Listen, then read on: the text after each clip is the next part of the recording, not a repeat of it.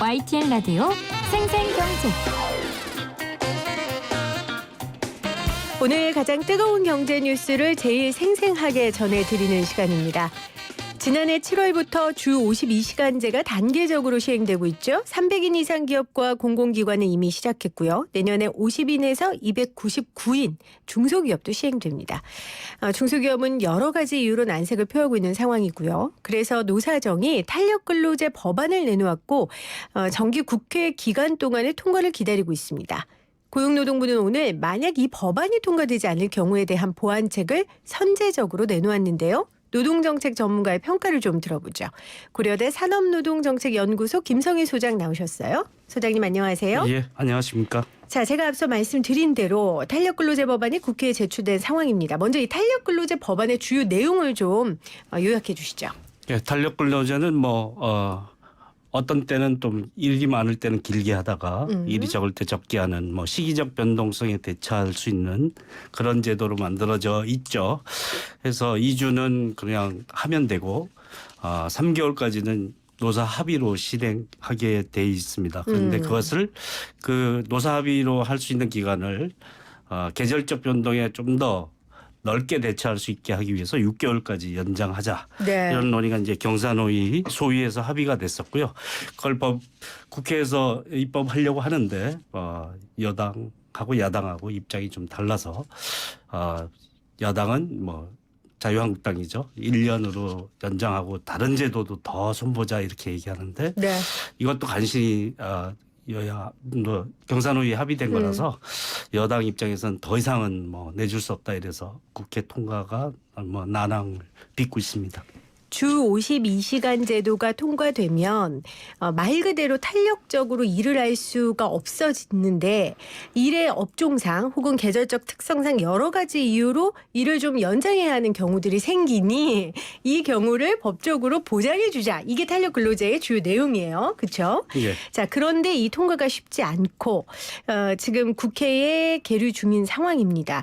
자, 그래서 오늘 고용노동부가 이 법안이 통과되지 않았을 경우에 보완 대책으로 선제적으로 내놓은 건데 그 이유는 보기에 통과가 안 될 것 같아서일까요? 예, 근데 원리상으로 탄력 근로제를 확대하자라는 논의하고 네. 중소기업의 애로사항을 해결하자는 게 완전히 다 맞아떨어지는 것은 아닙니다.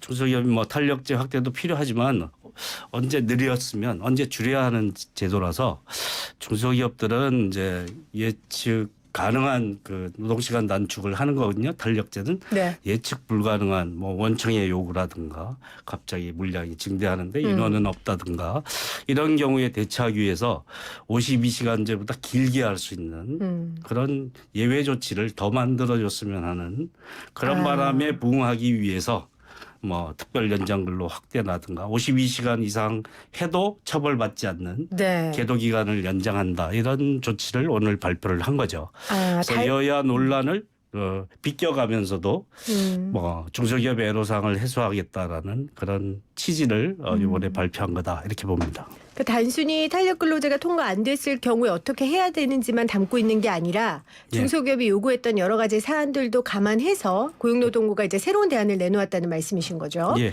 자, 그러면 내용을 좀 자세히 살펴보도록 하죠. 먼저 중소기업이 주 52시간 준비에 차질이 없도록 충분한 계도 기간을 부여하겠다고 했어요. 예. 이 말은 당장 내년 1월까지는 강제하지 않겠다. 아까 말씀하신 것처럼 처벌하지 않겠다. 이런 뜻입니까? 내년 1월부터 이제 실시되는데요. 네. 여야 합의로 통과된 법안이죠. 300인 이상하고 공공기관은 2018년 7월 1일부터 실시됐고 네. 300인 미만 50인 이상 기업이 내년 1월 1일부터 적용되는데 네. 적용되더라도 처벌하지 않고 단속하지 않겠다. 이게 이제 계도 기간이죠. 그렇게 해서 실행을 하지 않아도 문제가 없도록 허용해 주겠다. 그 기간을 얼마로 할 것인지는 못 박지는 않았습니다. 아, 그 계도 기간을 못 받지 않았습니까? 예, 그 300인 한정을? 이상 할 때는 6개월씩 2번 연장한 바 있습니다. 아, 그런데 이번에 중소기업에 관련돼서는 계도 기간의 끝을 예. 지금 정하지 않은 거군요. 예. 아, 이건 조금 비판받을 수 있겠네요. 이 대목은. 그렇습니다. 애매한데요. 그다음에 1년 반 있으면 50인 미만에 적용해야 되는데 네. 그것도 순차적으로 밀릴 가능성을 염두에 두고 있는 것 아니냐. 그래서 조금 딜을 너무 많이 열어놓은 것이다. 이런 부정적인 평가는 가능할 것 같습니다. 네. 그러니까 사실 주 52시간 하겠다고 하고 지금까지 1년이 넘었고요. 이것도 지금 계도 기간이라고 보면 도대체 언제까지 계도 기간이라고 시행을 미룰 거냐. 이제 이런 볼멘 목소리가 나올 수밖에 없는 상황인 거는 같습니다. 그리고 또 하나 중소기업이 주 52시간을 시행하는 데 있어서 개선 계획을 회사에서 제출을 하면 계도 기간을 더 주겠다라고 했어요. 그런데 사실 중소기업들 상황에서 매일매일 업무하고 일하기도 바쁜데 인력도 없고 계도 기간, 그러니까 개선 계획을 자구책으로 마련하기가 쉬울까요?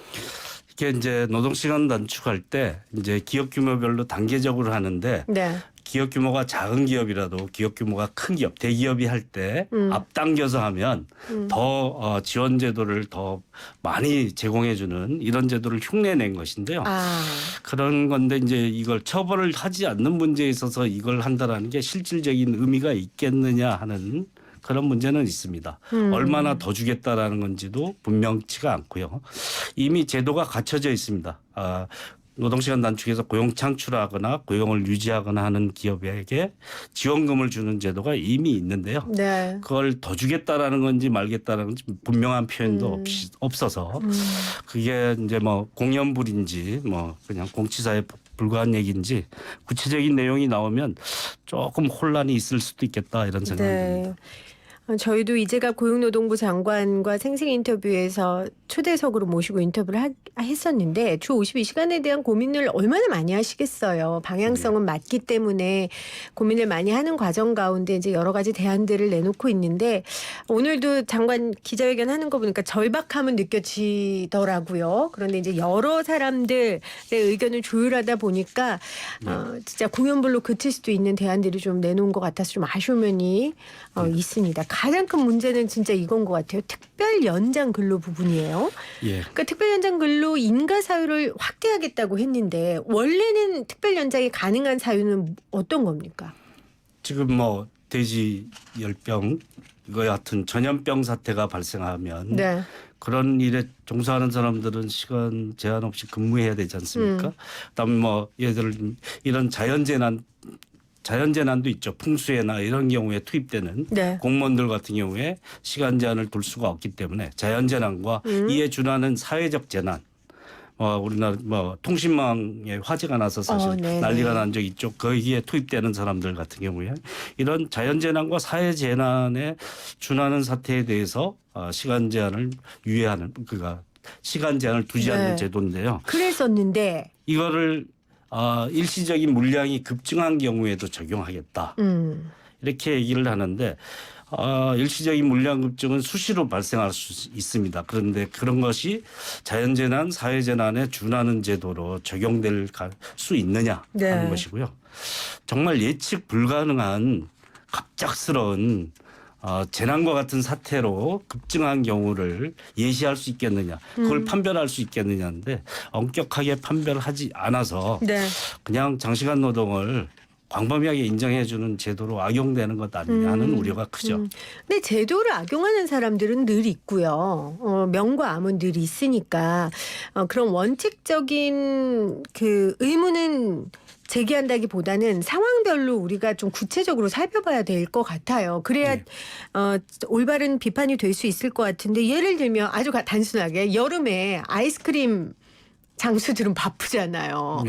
뭐 그런 분들이라든지 아니면 뭐 냉장고 에어컨 설치 기사라든지 그런 거는 예측 가능합니다. 예측 가능하니까. 예측 가능한 거라서 탄력적 제도로 그걸 풀게 만들어서 탄력적 제도가 있는 거죠. 이미 지금 국회에 있는 법안이 그게 다 들어가 있는 거죠. 그래서 이거는 예측 불가능한 갑자기 재난과 같이 나도 모르게 나의 불가항력으로 닥치는 사태에 대해서 얘기를 해야 되는데요. 그런 경우를 어떻게 볼 것이냐. 원청이 급박하게 물량 증대를 요구했다. 이게 일시적인 물량 급증에 해당하냐 안 하느냐. 이거는 중소기업 입장에서는 재난과 같은 사태라고 할 수도 있지만 이게 사회적 상식에서 재난에 준하는 것이냐에 대한 판단을 어떻게 할 것이냐.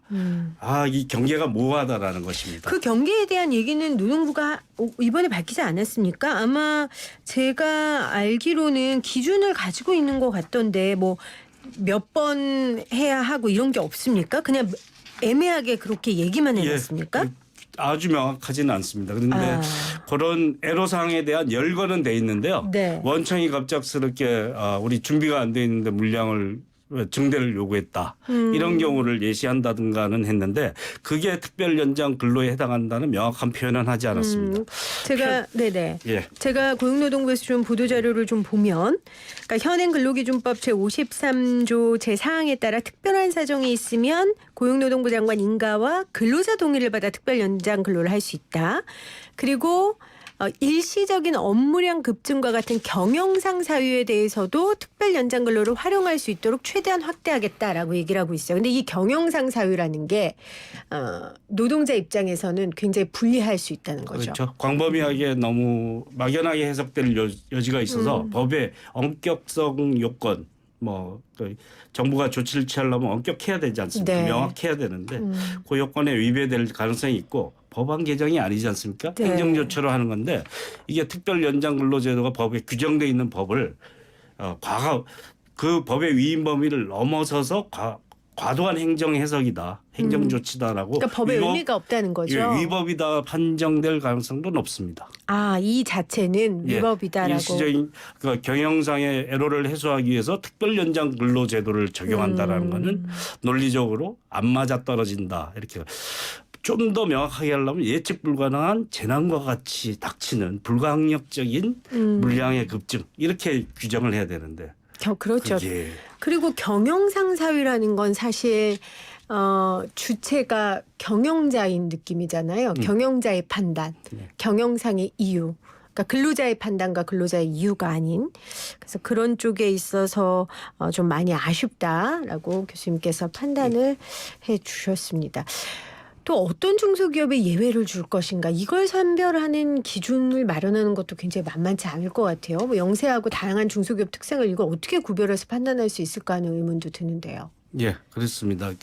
중소기업의 여건이 어렵다라는 것을 그게 이제 잘못 판단하면 이미 이제 노동부의 설문조사 결과를 보면 60% 이상이 이미 준비했다 그랬고 30%가 준비 중이라 그랬고 준비 안 된 300인 이상 미만 50인 이상 기업이 7.8%입니다. 네. 근데 이 7.8%를 위해서 뭔가 대비책을 만들어 버리면 이미 실시를 준비하고 있는 기업들은 어떻게 하느냐 하는 문제가 생길 수가 있죠. 그래서 법이 이제 형평성 있게 적용돼야 되고 되도록이면 잘 지키는 사람, 네. 좋은 일을 하는 사람을 북돋아주는 제도가 돼야 되는데 안 그런 데가 그렇게 되면 오히려 잘하는 기업들이 비용 경쟁에 의해서 열세의 위치가 될 수 있는데 이렇게 되면 악화가 양화를 구축하는 결과를 초래하는 거죠. 이런 문제에 있어서 판별 기준이 엄격하지 않다라는 것과 애로사항을 해소한다라는 것 때문에 가야 될 큰 길을 흐트러뜨리는 문제점들은 반드시 보완돼야지만 이 문제를 슬기롭게 헤쳐나가는 길이다 이렇게 볼 수 있겠죠. 네.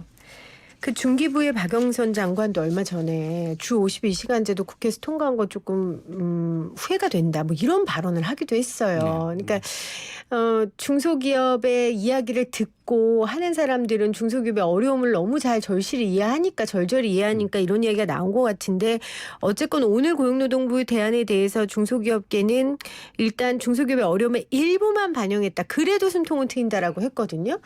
교수님 또 중소기업 분들 입장에서도 우리가 또 생각해 봐야 될 것 같은데. 예.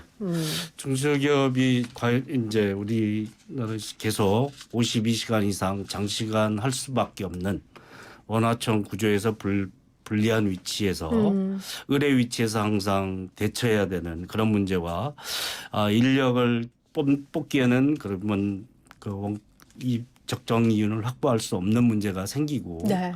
그래서 비정규직 많이 쓰기도 하죠. 그런데 그마저도 인원도 못 뽑는 이런 애로사항이 분명히 있습니다. 그런데 이게 52시간제 가는 문제, 이제 장시간 노동이잖아요. 52시간이 실시돼도 장시간 노동인데 예, 시간의 노동이 일상화된 구조인 건데 이런 것을 계속 가야 되는 그 구조 속에서 있어야 되느냐.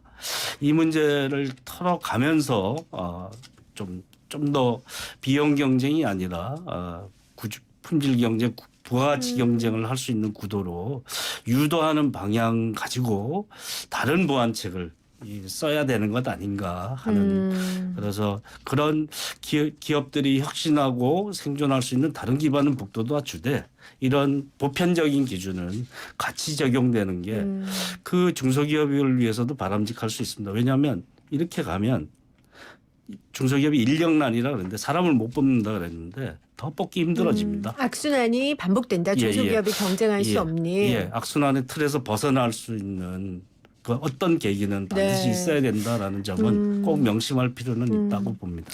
그러니까 중소기업의 어려움을 근본적으로 해결할 수 있는 아까 말씀하신 뭐 하청이라든지 뭐 낮은 임금이라든지 이런 부분들을 제도적으로 오히려 보완해주고 주 52시간이라는 큰 방향은 원래 계획한 대로 밀고 나가고 잘하는 사람을 독려해 주는 걸로 법안이 가야 된다라는 말씀이신 겁니다. 네. 예, 그렇습니다. 그래서 사실은 우리가 보편적으로 일률적인 기준을 꾸준하게 명확하게 지켜내는 게 중요한데요. 네. 노동부는 중소기업부 장관과 다른 목소리를 내는 것. 그래서 두 가지 목소리를 우리가 같이 놓고 평가하는 그런 아름다운 그림이 아닐까. 오히려 그런 그림이 그렇게 생깁니다. 네, 오늘 중소기업들이 지금 주 52시간제 때문에 굉장히 힘들어하고 있고요. 고용노동부에서 보완책을 내놓았습니다. 관련해서 평가를 고려대 산업노동정책연구소 김서영 교수에게 들어봤습니다. 교수님 오늘 고맙습니다. 예, 고맙습니다.